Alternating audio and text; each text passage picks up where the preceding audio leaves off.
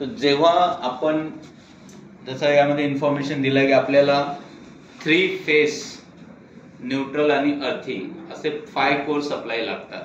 जेव्हा मी आता भरपूर इंडियामध्ये असे मशीन आहे जे 3 फेज असतात पण त्यांना न्यूट्रल लागत नाही, पण आपल्या मशीनला 3 फेज आणि न्यूट्रल लागतात.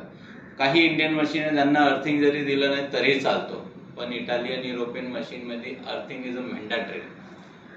जनरल इलेक्ट्रिशियनला असं माहिती आहे की अर्थिंग म्हणजे एखादा शॉर्ट सर्किट लागलं तर आपण सेफ असतो, पण तसं नाही. अर्थिंग मध्ये लो व्होल्टेज सप्लाय असतो, जवळजवळ अप टू 12 व्होल्ट पर्यंत सप्लाय असते.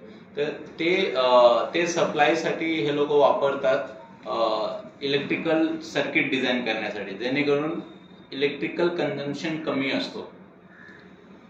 का की आता तुम्ही बघा ना, एवढी हेवी ड्युटी मशीन तुम्ही जर इंडियन किंवा इतर ब्रँडच्या घ्यायला गेलं तर 3-4 किलोवॉटचं इलेक्ट्रिकल कन्झम्पशन असतो त्यांचा, पण इथे तुम्ही विचार करा फक्त 1 किलोवॉटचं इलेक्ट्रिकल कन्झम्पशन आहे. ओके, तर जेव्हा आपण इथे मशीन स्विच ऑन केलं, ओके, स्विच ऑन केल्यानंतर या मशीन मध्ये पण सेपरेट स्विच दिलेलं आहे, इथे बघू शकता. आता हे 4 पोल स्विच आहे. 4 पोल स्विच म्हणजे 3 फेस आणि न्यूट्रल. म्हणजे इथून जेव्हा तुम्ही हे ट्रिप केलं खालती आलं म्हणजे की तुमचं 3 फेस सोबत न्यूट्रल पण डिस्कनेक्ट होतो, खंडित होतो. त्याला वर केलं तर तुम्हाला 3 फेस प्लस न्यूट्रल हा कनेक्ट होतो आणि अर्थिंगला कंट्रोल करण्याची गरज नसते. यानंतर मशीन हा हेवी ड्युटी आहे आणि हे मशीन ह्युमन ऑपरेटेड मशीन आहे. ह्युमन ऑपरेटेड मशीन म्हणजे एखादा मानव याच्यावर काम करतो.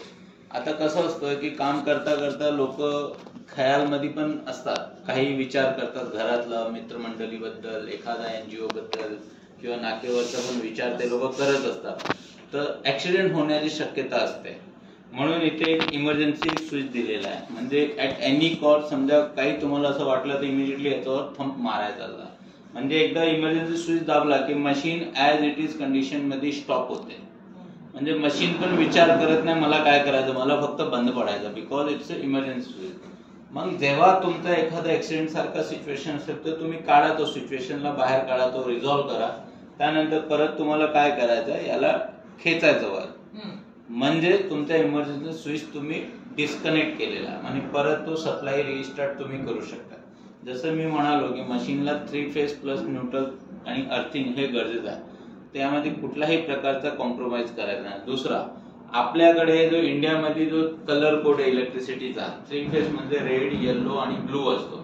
न्यूट्रल साठी आपण ब्लॅक वापरतो आणि अर्थिंग साठी ग्रीन आणि येल्लोचं कॉम्बिनेशन वापरतो. तसंच युरोपियन मशीन मध्ये ग्रे, ब्लॅक आणि ब्राऊन असते, हे 3 फेस आहे. त्यांचा न्यूट्रल निळ्या रंगाचा असतो, ब्लू कलरचा, आणि अर्थिंगचा युनिव्हर्सल येल्लो आणि ग्रीनचा कॉम्बिनेशन असतो. बरोबर आहे. या मशीन सोबत बाय डिफॉल्ट एक तुमचा ऍक्सेसरीज आहे, तो म्हणजे व्हायब्रेटिंग टेबल इथे आहे.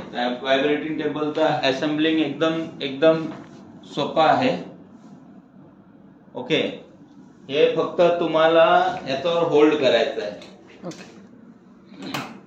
हे बरोबर आहे. याच्यावर 3 स्प्रिंग आहे, ते एक स्लॉट दिलेला आहे, हे बघा. तर यामध्ये कसं आहे, व्हायब्रेटिंग टेबल मध्ये 2 आहे. एक मोटरला कनेक्शन दिलेलं आहे आणि दुसरा हीटर आहे. हीटर म्हणजे ह्या रॉडला हीटर आहे. काय असतो, जेव्हा तुम्ही, मी इथे ठेवून तुम्हाला दाखवतो.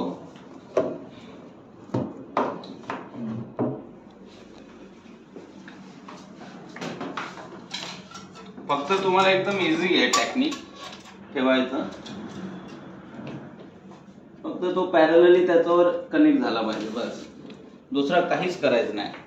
तर कसं असतं की हे जेव्हा तुम्ही कनेक्ट करतात, हे बघा, हे मोटर आहे, तर हे व्हायब्रेटिंगचा हा मोटर मध्ये तुम्हाला टाकायचं आहे.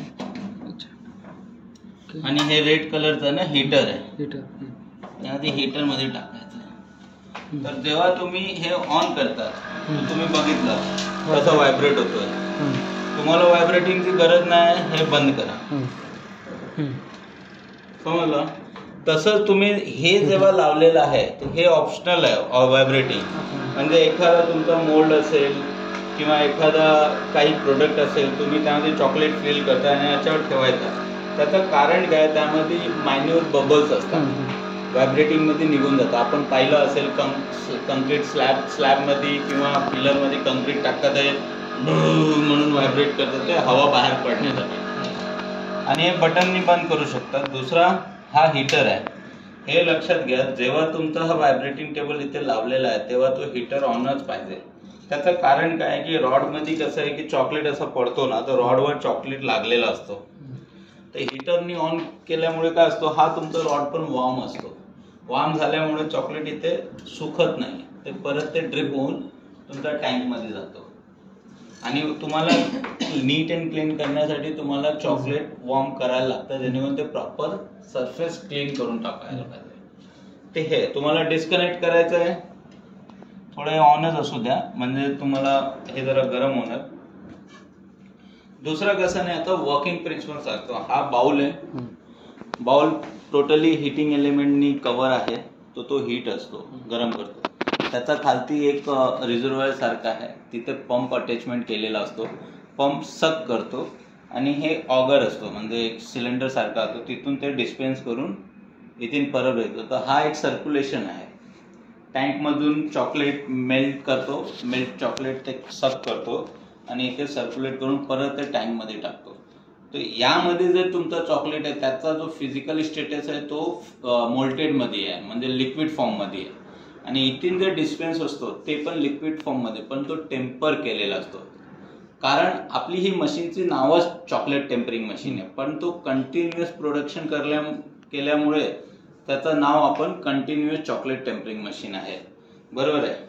इथपर्यंत तुम्हाला समजलं काय हे बेसिक. आता तुम्ही इथे हात लावून बघा, जरा थोडा गरम आहे. हे फक्त